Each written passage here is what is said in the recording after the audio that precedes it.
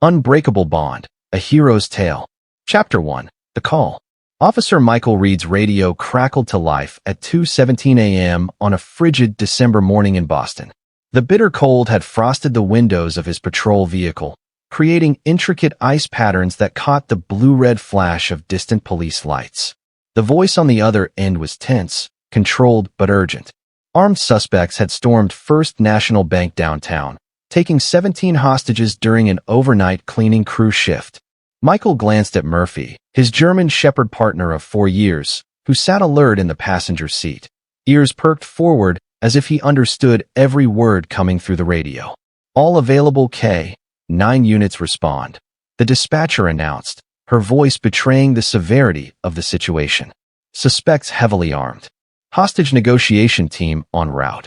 Michael's heart rate accelerated as adrenaline flooded his system.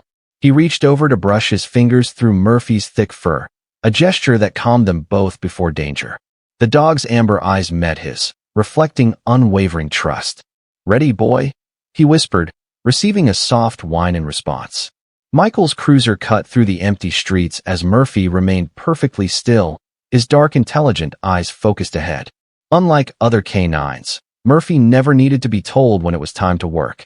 He sensed the shift in Michael's demeanor, the subtle tension in his handler's shoulders that signaled danger ahead. The bank building came into view, its impressive granite facade now surrounded by police vehicles with flashing lights cutting through the pre-dawn darkness.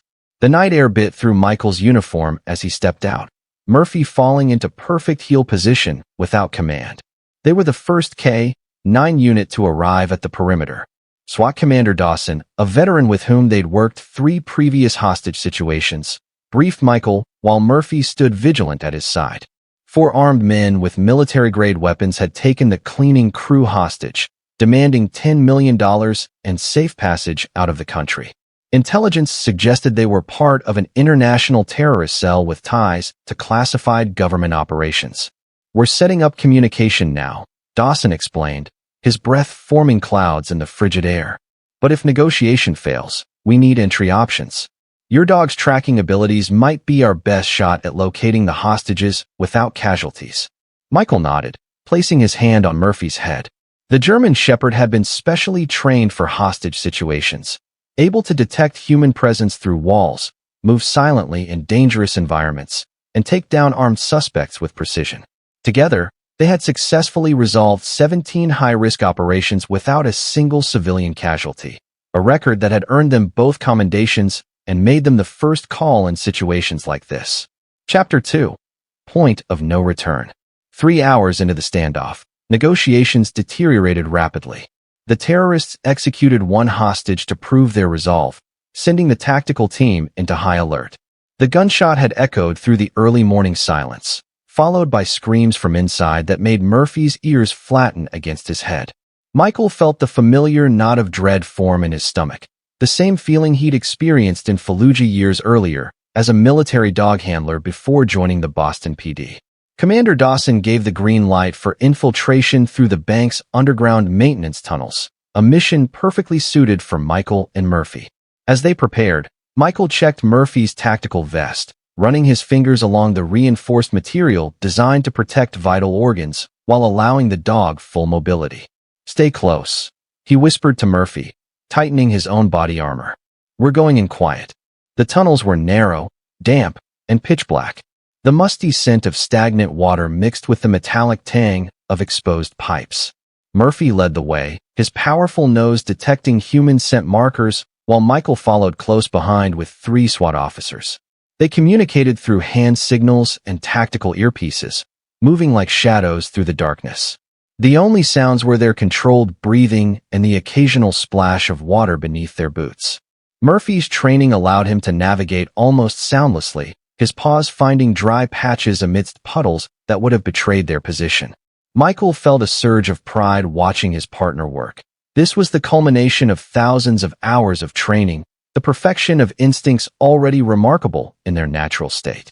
When they reached the access point to the bank's lower level, Murphy froze, his body tensing in the way Michael recognized as a warning. Someone was waiting for them. The hackles along Murphy's spine rose slightly, a signal more precise than any technological sensor. Michael signaled to the team, but before they could retreat, a deafening explosion ripped through the tunnel. The terrorists had anticipated their approach and detonated a remote explosive. The concussive force hit Michael like a freight train, the world around him transforming into a chaos of sound, pressure, and pain. He felt himself lifted and thrown against the tunnel wall, concrete debris raining down as darkness engulfed him. His tactical vest absorbed some impact, but searing pain tore through his left side where shrapnel had penetrated. Each breath brought stabbing agony as dust filled his lungs. Through blurred vision, he saw Murphy scrambling toward him, blood matting the dog's thick fur along his right shoulder. The German shepherd's movements were labored but determined as he navigated the fallen debris. The SWAT team members lay motionless behind them, their tactical lights creating eerie beams through the settling dust. Michael tried his radio, but it had been damaged in the blast. They were cut off, injured, and alone with terrorists closing in. With his remaining strength, Michael whispered a command that Murphy had been trained to obey only in the most dire circumstances. "Murphy, seek help." The German shepherd hesitated, torn between standing guard over his fallen handler and following the command. Murphy's instinct to protect battled against his training. He whined softly, pacing between Michael and the tunnel entrance. "Go, Murphy," Michael urged, his voice weakening as blood seeped between his fingers pressed against his side. "Go now." With a soft whine of protest, Murphy reluctantly backed away, his eyes never leaving Michael until the last possible moment before disappearing into the shadows of the tunnel that hadn't collapsed. Chapter 3. Against all odds. Murphy raced through the maze of maintenance tunnels, ignoring the pain from his wounded shoulder. Blood matted his fur, leaving a trail of droplets behind him, but the German shepherd pushed forward. Years of training had hardwired one absolute truth into his mind.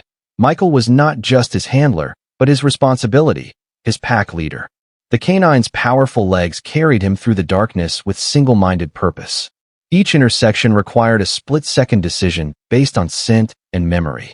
Murphy had memorized their path in, but parts were now blocked by debris.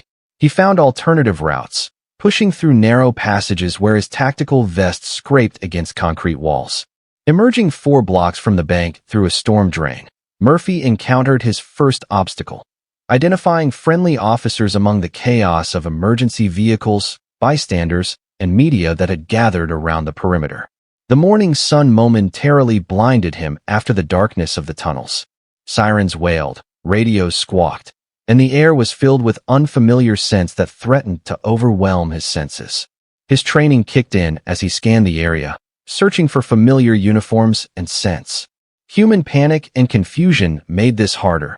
Several officers shouted and pointed as the blood-covered German shepherd appeared from the storm drain. Officer Sarah Martinez was coordinating communications when she spotted the blood-stained German shepherd running toward the command post. Having worked with the K-9 unit for 3 years, she immediately recognized Michael's partner. "Murphy," she gasped, dropping her clipboard. The dog's presence alone told her everything she needed to know. The infiltration team was in trouble.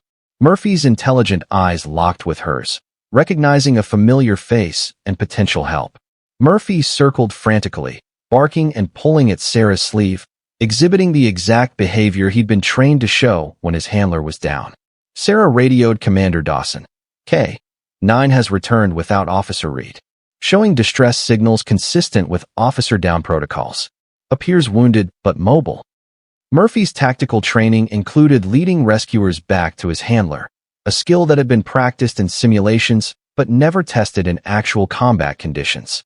Despite this, when the rescue team assembled, Murphy understood exactly what was required of him. Within minutes, Murphy was leading a tactical rescue team back through a different tunnel entrance, ignoring his own injury as he navigated the collapsed passages. The pain in his shoulder intensified with every step, but Murphy's focus never wavered. He occasionally stopped to ensure the team kept pace, looking back with an urgency that needed no translation. When they reached the site of the explosion, they found Michael barely conscious, applying pressure to his bleeding side. His face was ashen, his breathing shallow, but he managed a weak smile when Murphy pushed past the rescue team to reach him first. "That's my boy," he whispered as Murphy gently licked his face. "Stay with us, Reed," the medic urged as they stabilized him for transport, inserting IVs and applying pressure bandages. "Your partner did good. Real good." Murphy refused to leave Michael's side, even as they loaded him into the ambulance. The bond between them transcended professional partnership. It was an unbreakable connection forged through years of trusting each other with their lives. As the ambulance doors closed, Murphy positioned himself beside the stretcher, his body pressed against Michael's arm, offering warmth and reassurance through the wail of sirens. Chapter 4. Guardian at the Gates. Boston Memorial Hospital's trauma center burst into action as Michael was wheeled through the emergency doors, Murphy trotting alongside the gurney. Medical staff moved with practiced efficiency, calling out vital signs, preparing blood transfusions, and readying the operating room. A nurse attempted to stop Murphy at the trauma bay doors, reaching for his tactical vest to pull him back. The German shepherd growled low in his throat, a sound he rarely made except in the face of genuine threats. His posture shifted subtly, not aggressive enough to be dangerous, but clear in its message. He would not be separated from Michael. "Let him stay," ordered Dr. Patel, the trauma surgeon who had treated enough police officers to understand the unique bond between K-9 officers and their partners. Her dark eyes assessed Murphy quickly, noting his own injuries, but also his disciplined demeanor. "Just keep him out of the sterile area, and get the vet on call to look at that shoulder."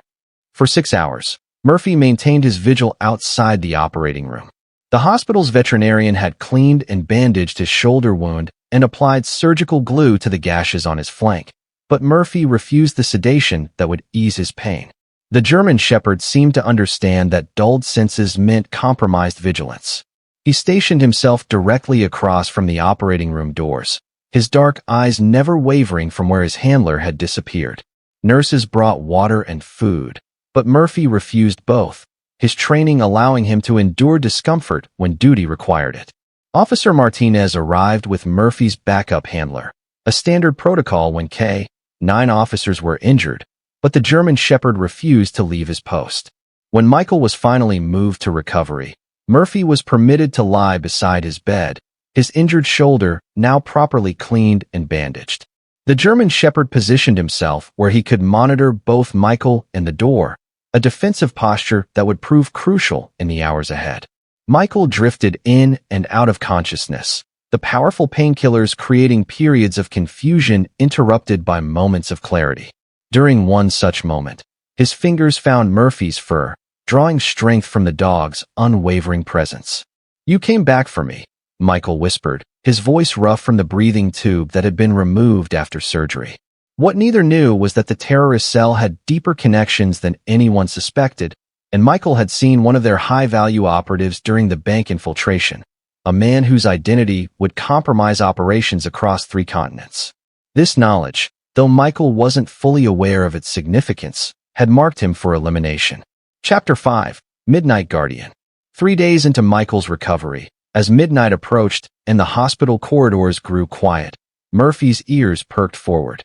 His posture shifted subtly, muscles tensing beneath his fur as he detected unfamiliar footsteps approaching Michael's room. Footsteps that moved with deliberate stealth rather than the casual stride of medical personnel. Murphy rose silently from his position, moving to stand between the door and Michael's bed. Years of training had taught him to recognize threats before they fully materialized. Something in these approaching footsteps triggered every protective instinct in his body. His wound pulled painfully as he tensed, but he ignored it, focusing entirely on the approaching threat. 2 men in hospital maintenance uniforms appeared at the doorway, their eyes coldly assessing the room. To casual observers, they would appear to be routine night staff, but Murphy detected what humans couldn't, the subtle scent of gun oil and explosive residue that clung to them despite their disguises. One reached beneath his jacket while the other blocked the door. They hadn't accounted for Murphy, who had positioned himself in the shadows beside Michael's bed. The German shepherd launched himself at the first intruder just as he withdrew a silenced pistol. Despite his injured shoulder, Murphy's 85 pounds of muscle and determination slammed into the man with enough force to throw him against the wall. The pistol discharged into the ceiling as Murphy's powerful jaws locked around the attacker's arm. The second man pulled a knife, But Murphy had positioned himself between the attackers and Michael's bed, his teeth bared in a ferocious display that momentarily froze the assailant. Blood dripped from Murphy's reopened shoulder wound, but the German Shepherd showed no sign of yielding. That moment was enough for Michael to reach the emergency call button. Despite his weakened state and the fog of medication, years of police work had honed his reactions. The hospital security alarm blared through the corridors, breaking the midnight quiet. Murphy sustained a deep slice across his flank before security arrived, but he never retreated, never yielded his position as Michael's protector. The knife-wielding attacker had managed to inflict the wound before being driven back by Murphy's counterattack. Pain shot through the dog's body, but his training allowed him to compartmentalize it, to push through the physical distress in service of his primary mission. When police finally secured the room, they found Murphy standing over both subdued attackers, blood dripping from his new wound, but his stance unyielding. Even as officers moved in to handcuff the assailants, Murphy maintained his position until Michael verbally released him from his protective duty. "Ease, Murphy," Michael called weakly from his bed. "Good boy. It's over." Only then did the German Shepherd allow the hospital veterinarian to approach him, his legs finally trembling from exertion and blood loss as the adrenaline ebbed. The would-be assassins were identified as members of the same terrorist cell from the bank incident. Michael's chance sighting of their high-level operative had marked him for elimination, a threat they had failed to neutralize thanks to Murphy's vigilance. Chapter 6: Healing Bonds. The weeks that followed brought a different kind of partnership between Michael and Murphy. Instead of tracking suspects or securing crime scenes, they faced the challenge of recovery together. Michael's injuries required extensive physical therapy, while Murphy underwent treatments for his shoulder and flank wounds, which had become infected after his confrontation with the assassins. They were moved to a secure facility outside Boston, where both received specialized medical care under police protection. The Rural Recovery Center, typically reserved for injured federal agents, provided a peaceful environment where healing could begin. Floor-to-ceiling windows overlooked forested hills, while specially designed exercise facilities catered to both human and canine rehabilitation needs. During physical therapy sessions, Murphy would lie beside the exercise mat, watching Michael with attentive eyes as he struggled through painful rehabilitation exercises. The shrapnel had damaged nerves in Michael's side, requiring him to relearn basic movements. Frustration often overwhelmed him, especially when tasks that had once been effortless now required concentrated effort. Sometimes, when Michael's determination faltered, he would find strength in Murphy's steady gaze. The German Shepherd's own recovery was progressing more quickly, but he never ventured far from Michael, as if understanding that his presence provided necessary motivation. "You didn't give up on me," Michael told him during one particularly difficult session, when the pain threatened to overcome his resolve. "I won't give up either." The doctors were amazed at how the recovery of man and dog seemed synchronized. On days when Murphy showed improvement, Michael pushed himself harder. When Michael achieved a milestone in therapy, Murphy's vitals would strengthen. Their bond had become something medical science couldn't fully explain, a connection that transcended their physical conditions. As weeks turned to months, it became clear that neither would fully recover to field operation standards. Murphy's shoulder would never regain the strength needed for tactical work, and Michael's injuries had left him with nerve damage that affected his response time. The realization brought both sorrow and relief. Their days of facing death together were over, but so was the purpose that had defined them. One evening, as they sat watching the sunset from the recovery center's porch, Michael confronted the question that had been haunting them both. "What happens when we can't go back, Murphy?" he asked, running his fingers through the dog's fur. "What are we if not partners in the field?" Murphy rested his head on Michael's knee, his eyes reflecting a wisdom that seemed to transcend his canine nature. In that moment, Michael realized their partnership had never been defined by the badge or the uniform. It was something deeper, something that could evolve beyond their service. Chapter 7: New Beginnings. On a crisp autumn morning 6 months after the bank incident, Michael sat with Captain Hernandez in Boston Police Department headquarters, Murphy resting at his feet. Sunlight streamed through the blinds, highlighting the commendations on the wall, several featuring photos of Michael and Murphy from their years of service. The conversation was difficult but necessary. Medical reports and performance assessments lay open on the desk between them, their conclusions unavoidable. The department psychologist and medical team agree, Hernandez said, sliding a folder across the desk. You've both served with distinction, but returning to active duty would put you at risk. The nerve damage in your side means you can't meet response time requirements, and Murphy's shoulder won't hold up in pursuit situations. Michael nodded, his hand automatically finding Murphy's fur. The German shepherd leaned into his touch, a gesture of solidarity that had sustained them both through the darkest moments of recovery. I've been thinking about that, sir. About what comes next. That evening, as Michael drove along the Massachusetts coastline with Murphy in the passenger seat, he felt a weight lifting. The coastal road wound through small towns and past rocky beaches, the late afternoon sun casting long shadows across the pavement. They passed the for sale sign on a sprawling 10-acre property with a weathered farmhouse and several outbuildings.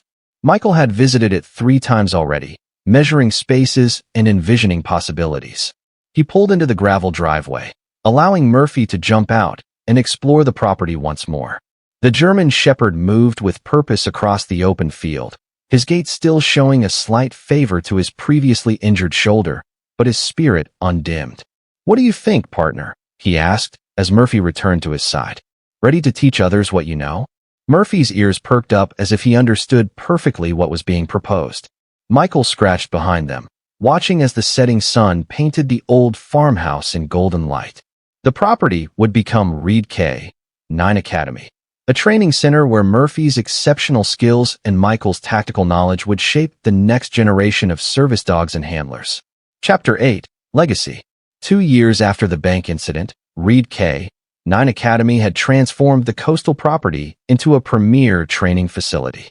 The weathered farmhouse was now Michael's home, while the renovated barn housed training areas, canine medical facilities, and dormitories for visiting handlers. Morning fog rolled in from the ocean as Michael walked the perimeter with Murphy, their daily ritual unchanged despite the passing seasons. The German shepherd moved more slowly now, gray around his muzzle, but still regal in bearing. He had become something of a legend among law enforcement K-9 units nationwide. Though he no longer participated in active training exercises, his presence during instruction seemed to inspire both dogs and handlers to achieve higher standards. The academy specialized in training dogs for law enforcement and military operations, but Michael had added a unique program, preparing service dogs for veterans suffering from PTSD. This initiative, inspired by his own recovery journey with Murphy, had already changed dozens of lives. Former soldiers who had returned from combat with invisible wounds found healing through the same bond that had sustained Michael through his darkest days. On the anniversary of the bank incident, Michael stood on the bluff overlooking the ocean, Murphy sitting beside him as they watched the sun set. The German shepherd's breathing was more labored these days, his movements slower, but his devotion remained unchanged. Behind them, lights came on in the academy buildings, where tomorrow's classes would begin at dawn. We found a different way to serve, didn't we? Michael said softly, his hand resting on Murphy's head. The scars on both their bodies had faded, but the memories remained sharp, not just of the violence and pain, but of the moment when Murphy had chosen to leave his injured handler to find help, an act that went against every protective instinct the dog possessed. That decision, to temporarily abandon what he loved most in service of a greater purpose, represented everything Michael hoped to instill in the dogs and handlers that passed through the academy. It wasn't blind obedience that made exceptional partnerships, but mutual trust, sacrifice, and the wisdom to know when breaking protocol was the highest form of loyalty. As darkness fell over the academy grounds, lights came on in the training facilities where tomorrow's guardians would learn what Murphy had demonstrated through his actions, that true heroism isn't about being fearless, but about moving forward despite fear, about protecting others even when it comes at personal cost. Murphy leaned against Michael's leg, a familiar gesture of solidarity that needed no words, no commands. They had faced death together and emerged not unscathed but undefeated, their bond not weakened by adversity, but tempered by it, transformed into something that would outlast them both through the legacy they now built together. The unbreakable bond beyond fiction. In police departments across America, The story of Michael and Murphy isn't just fiction, it's lived reality. Every day, K-9 officers and their handlers face danger together. Their bond forged through countless hours of training, shared missions, and absolute trust. These partnerships don't end when the shift does. They're 24/7 commitments that transform both handler and dog. When a police K-9 puts his life on the line, as many have, it's not just training, but a profound loyalty that drives them. In Boston, Officer James Moscato and his German Shepherd, Rex, made headlines when Rex took a bullet meant for his handler during a drug raid. In San Diego, K-9 Bruno tracked through a burning building to find a child, suffering severe burns, but refusing to abandon his search. These dogs don't comprehend the concept of heroism, yet they embody it daily. The healing power of these relationships extends beyond law enforcement. Wounded veterans, trauma survivors, and those battling PTSD find renewed purpose through service dogs. Something profound happens when a being loves you so completely that they'd risk everything for you. It reminds us of our capacity for connection in its purest form, challenging us to live up to that standard ourselves. Thank you for watching this heartfelt story. We hope it touched your heart and left you with something meaningful to reflect on. If you enjoyed this video, please give it a like, leave a comment to share your thoughts, and subscribe to the channel so you don't miss more inspiring stories like this. Your support means the world to us. See you in the next video.